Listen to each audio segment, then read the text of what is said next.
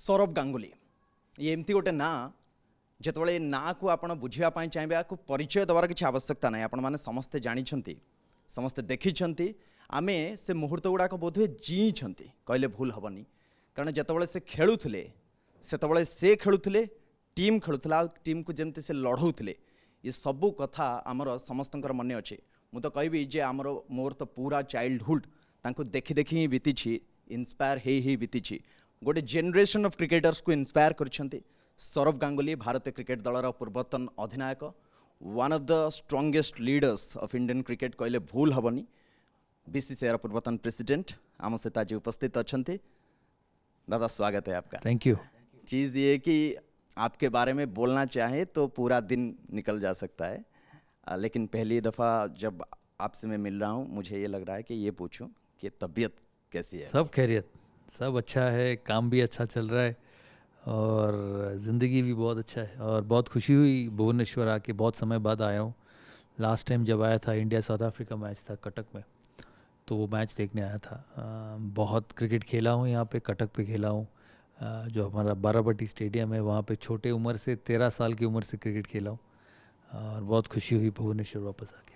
जी, और क्योंकि आप यहाँ पे आए हैं, मैंने बोला कि सबसे one of the strongest leaders of Indian cricket, one of the strongest TMG bars के लिए आप उसके प्रमोशंस के लिए आए हैं। उड़ीसा कैसे आना हो उसके बारे में थोड़ा जानना चाहेंगे, प्रोडक्ट्स के बारे में, कंपनी के बारे में, और आगे क्या गोल्स हैं इसका, और ये जो नया प्रोडक्ट इसको लॉन्च किया गया है उसके बारे में भी थोड़ा जानना चाहेंगे आप। कंपनी तो 2007 में शुरू हुई थी। पहले दिन से मैं उनके साथ जुड़ा हूँ। तब मैं देश के लिए खेलता था कैप्टन TMT के नाम से, और 18 साल हो गए इस कंपनी को और आगे बढ़ते गए और मैं 18 साल इनके साथ जुड़ा हूँ। हमारी 2 फैक्ट्रियाँ हैं, हमारी तीसरी फैक्ट्री भी बन रही है मिदनापुर में। मैं उनके साथ शेयर होल्डर भी हूँ इस कंपनी में, और समय के साथ ये कंपनी अपने प्रोडक्ट की जैसा मजबूत होता गया। कैप्टन राजगार्ड है जिसके लॉन्चिंग में हम उड़ीसा आए हैं। ये एक नया टेक्नोलॉजी से बना हुआ TMT स्टील है, TMT बार है, और उड़ीसा के लिए बहुत ज़रूरी है क्योंकि उड़ीसा एक कोस्टल एरिया है। यहाँ पे मॉइस्चर इतना है, सॉल्ट इतना है वेदर में, समुंदर के किनारे होने के लिए, कि बहुत जल्दी रस्ट लग जाता है चीज़ों में, डैम्पनेस आ जाती है। तो कैप्टन राजगार्ड अपनी नई टेक्नोलॉजी से इसको मजबूत करता है। और जब उड़ीसा की मजबूती के बारे में हम बोलते हैं तो कोणार्क टेम्पल की मजबूती के बारे में बोलते हैं। तो ये कैप्टन राजगार्ड हर बिल्डिंग को उसी टेम्पल के जैसा मजबूत बनाएगा उनकी नए टेक्नोलॉजी से। उनके जो राजगार्ड मटेरियल है जिससे वो TMT बनते हैं उसी से। और इस स्टेट के लिए बहुत महत्वपूर्ण है क्योंकि हम सबको पता है कि समुंदर के किनारे जो भी स्टेट होते हैं वहाँ पे सॉल्ट कंटेंट, मॉइस्चर ज़्यादा होता है, और उसी टेक्नोलॉजी से बनाया जाता है ये स्टील बार्स। वैसे कोणार्क टेम्पल गए हैं आपके? मैं गया हूँ, मैं कोणार्क टेम्पल एक बार गया हूँ। मैं पुरी के जगन्नाथ टेम्पल एक ही बार गया हूँ। मुझे वापस आने का बहुत इच्छा है। दुनिया नहीं, विश्व के हर लोग पुरी के जगन्नाथ टेम्पल, कोणार्क टेम्पल के नाम जानते हैं, और इसके साथ बहुत हिस्ट्री, बहुत talent, variety of dance forms जुड़े हैं। ओडिसी नृत्य जुड़े हैं कोणार्क टेम्पल के साथ। तो ये बहुत एक कल्चरल एरिया है उड़ीसा। वैसे तो उड़िया समझ में भी आ जाता होगा, मैंने जब इंट्रोड्यूस किया। बिल्कुल, इतने उड़िया लोगों के साथ खेले हैं, दोस्त इतने रहे हैं, देबाशीष मोहंती रहे हैं, शिव सुंदर दास रहे हैं, जिनके साथ हम बहुत समय तक खेले हैं, स्पेशली देबाशीष मोहंती के साथ। और वो मेरा रूममेट भी रहा है, तो उसी हिसाब से उड़िया बहुत अच्छा समझ में आता है। खाने की चीज़ें भी सिमिलर है, और हमारे घर में ना बंगाल में सबसे अच्छे शेफ्स आते थे उड़ीसा से। अच्छा। हम ढूंढते थे कि उड़िया शेफ कहीं ना कहीं से मिल जाए क्योंकि वो खाना बहुत अच्छे बनाते थे, और सिमिलरिटीज हाँ, बहुत सिमिलरिटी है दोनों स्टेट में। आप हैं हमारे साथ तो क्रिकेट के बारे में कैसे ना पूछा जाए, थोड़ा बहुत क्रिकेट के बारे में भी आपसे जानना चाहेंगे, क्योंकि अभी BGT चल रहा है डाउन अंडर में, और इंडिया थोड़ा स्ट्रगल भी कर रहा है। पहला टेस्ट जीतने के बाद इस टेस्ट में भी थोड़ा स्ट्रगल रहा है हमारा। स्ट्रगल नहीं कहूँगा, इस टेस्ट एक अच्छी जगह पे पहुँचा हुआ है आज चौथे दिन के बाद। 90 रन पे 6 विकेट गिर चुका था ऑस्ट्रेलिया का, और ये होना चाहिए था कि 150 पे शायद ऑल आउट करे ऑस्ट्रेलिया को। जिससे कि भारत कल आके ये रन बना के ये टेस्ट मैच जीत सके। बट ऑस्ट्रेलिया की लोअर ऑर्डर ने अच्छी बैटिंग की है अभी भी। Do you have any of chance? Course we have. 4 साल पहले ब्रिस्बेन में हमने 330 चेस करके आखिरी दिन टेस्ट मैच जीते थे। तो ज़रूर चांस है, भारत का चांस है, ऑस्ट्रेलिया का चांस है, ड्रॉ का, तीनों रिजल्ट हो सकते हैं। तो कल सुबह जब गेम शुरू होगा तो पता चलेगा। नहीं, I just wanted to ask you about the Aussie media. जिस तरीके से विराट कोहली और वो जो इशू हुआ, विराट को फाइन भी हुआ, उसके बाद हमने देखा कि जो ऑजी मीडिया वहाँ पे थे, उसके पहले वाले दिन मैंने देखा कि they are portraying Virat as king Kohli, and after one day after that incident happen we have seen कि उन्होंने एक जोकर के हिसाब से भी पोर्ट्रे किया कुछ यार मैं देखा नहीं हूँ, मैं उतना फॉलो किया नहीं हूँ। और उसके बारे में भी गावस्कर साहब ने ये बोला है, बहुत लोगों ने ये बोला कि this shouldn't happen. Irfan Pathan को भी दूसरे दिन में सुन रहा था, वो ही मैं बोले। उतना फॉलो नहीं किया हूँ क्या उन्होंने विराट कोहली को लेकिन कहा। आपके ज़माने में भी वैसे था और आज भी वैसा है, मतलब नथिंग चेंज्ड एक्चुअली। क्राउड आते हैं मैच देखने, कोई कुछ भी बोल देता है, उससे कुछ फ़र्क नहीं पड़ता। विराट कोहली बहुत महान खिलाड़ी हैं। ऑस्ट्रेलिया में उनकी परफॉर्मेंस पिछले 10 साल से बहुत अच्छा रहा है और अभी भी दूसरी पारी बाकी है और एक टेस्ट मैच बाकी है सिडनी में।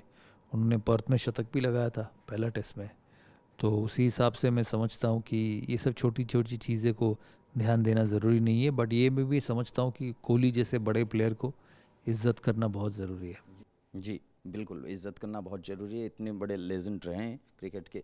लेकिन आपको लगता है कि थोड़ा बहुत प्रेशर उनके ऊपर ज़्यादा है और रोहित के ऊपर भी थोड़ा बहुत प्रेशर ज़्यादा है, खास करके जिस तरीके से रविचंद्रन अश्विन का रिटायरमेंट अभी उन्होंने अनाउंस किया, मुझे ये उसके सब बाद चीज़ नहीं पता यार, क्योंकि मैं टीम से थोड़ा सा दूर हूँ।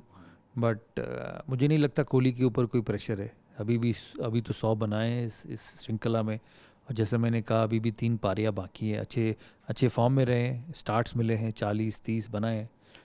तो ये उनकी सोच है, सिलेक्टर का सोच है। इस चीज़ पे मुझे बोलना शायद सही नहीं होगा। अब तो बीसीसीआई के प्रेसिडेंट भी रहे हैं। एक चीज़ लोग भी जानना चाहेंगे कि क्यों हमारे में एक इस तरीके का माहौल बनता चला जा रहा है, जबकि जो लीजेंड्स है हमारे गेम्स के, उनको जो प्रॉपर फेयरवेल जैसे मिलना चाहिए वैसे नहीं मिल रहा है। काफ़ी दफ़ा हमने धोनी के साथ भी देखा, रायना के साथ भी देखा, जिस तरीके से उनको, मतलब जैसे अश्विन के साथ जो हुआ, मतलब जिस तरीके से उन्होंने अनाउंस किया, अगर पहले बोल देते तो we could have celebrated his entire career. जिस तरीके से सचिन के साथ हुआ, ऐसा क्यों बनता जा रहा है कि हम सेलिब्रेट नहीं कर पा रहे हैं अपने लेजेंड्स को जब वो इस गेम को अलविदा बोल रहे हैं इंटरनेशनली? मुझे नहीं पता रविचंद्रन अश्विन किस रीज़न से रिटायरमेंट अनाउंस की हैं बहुत। बट भारत के लिए एक मशहूर खिलाड़ी रहे हैं, one of the greatest spinners of all time, और and he should be happy about his career, the way he has performed and what he's achieved over a period of time. MS Dhoni is an absolute champion. You know what he's achieved for India. I know he finished after the World Cup semi-final in Manchester, but he hasn't finished completely yet. He's still playing the IPL, and when you go back to Chennai, you realize how important Dhoni is for Chennai, and how much love and affection he gets for Chennai. So his retirement is not yet done.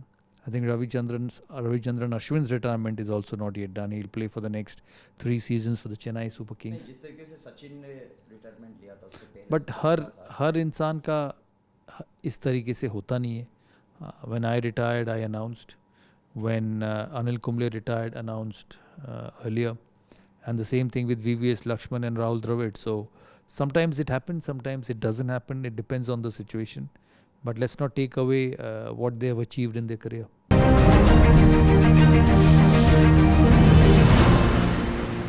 World test championship को लेके हम बहुत ऊपर थे, लेकिन अभी शायद तीसरे नंबर पे हम हैं।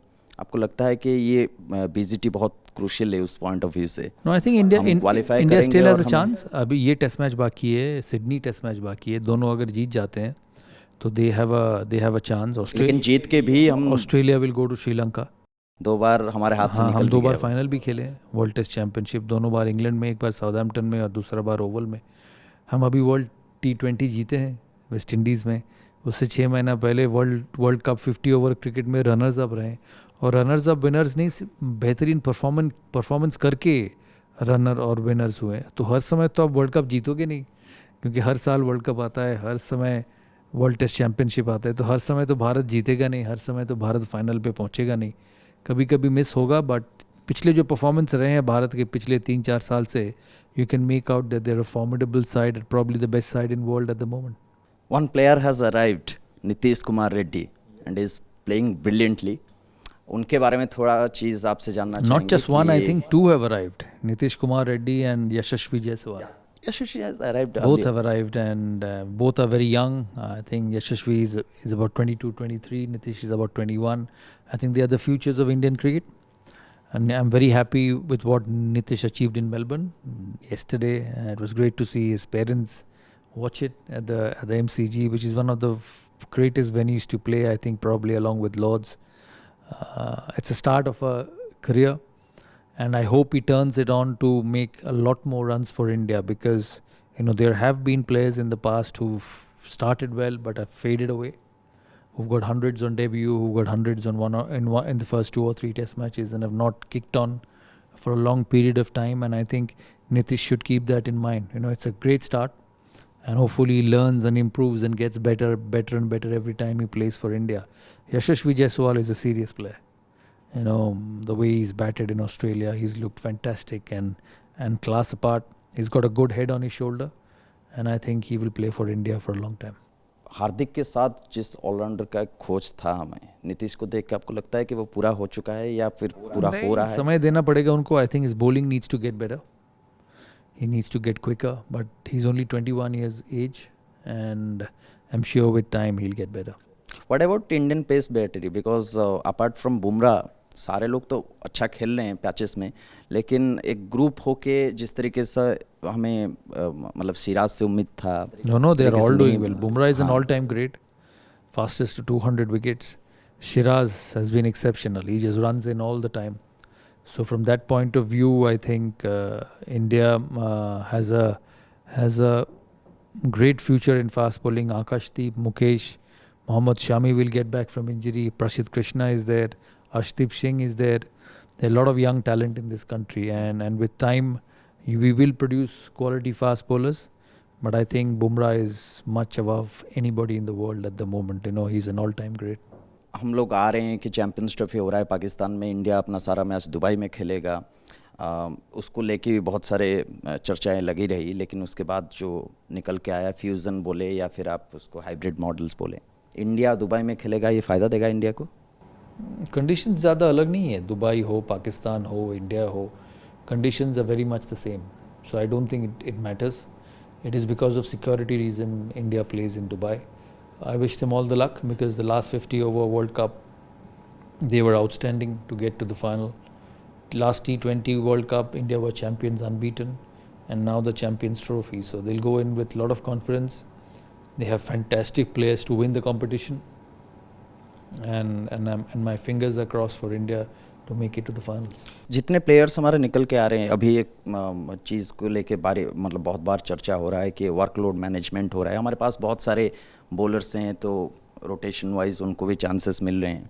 उसके बारे में आपका क्या कहना है? किस तरीके से हमारे टीम, या फिर आप देख रहे हैं कि आगे चल के तीनों फॉर्मेट में हमें 3 डिफरेंट टीम्स नज़र आएंगे इंडिया का? देखिए, वर्कलोड मैनेजमेंट तो ज़रूरी है, क्योंकि क्रिकेट इतनी होती है. It's so much of cricket with IPL. There's a lot of cricket for players, and the selectors manage the workload. The selectors look after players, they look after fast bowlers, especially someone like Bumrah. Certain players only play certain formats, like Hardik Pandya plays T20 and 50 over. There are certain who play all formats. Yashasvi, Rohit, Virat, Jasprit, they all play all formats. So workload management will continue to happen. But a quality player, as I've said, plays all formats of the game.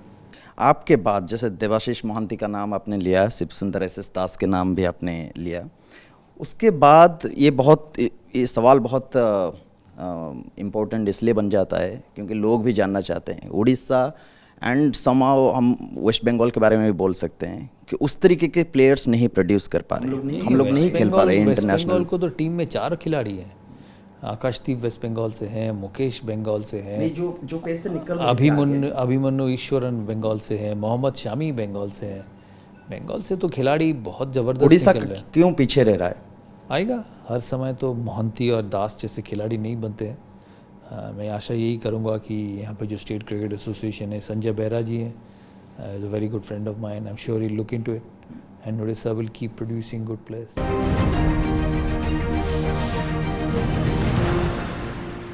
IPL हमारा league है और उसमें भी हम players देखना चाहते हैं। अभी शुभ्रांशु सेनापति को लिया था चेन्नई सुपर किंग्स ने कुछ 2 साल के लिए शायद, उसके बाद वो भी अभी नहीं रहे टीम के साथ, अभी नहीं खेल रहे हैं।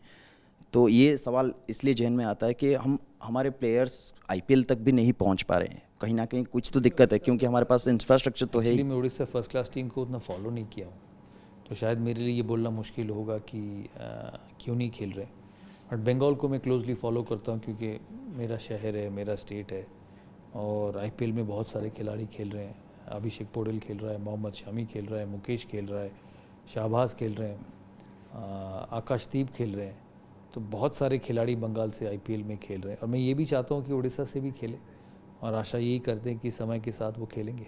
आपका उड़ीसा कनेक्शन के बारे में थोड़ा जानना चाहेंगे आखिर में। मुझे बहुत अच्छा लगता है यहाँ आने में यार, खाना इतना अच्छा है, लोग इतने अच्छे हैं, शहर भी अच्छा होता गया। मैं बहुत पहले उड़ीसा आया हूँ, मैं पहली बार उड़ीसा आया हूँ 1986 में।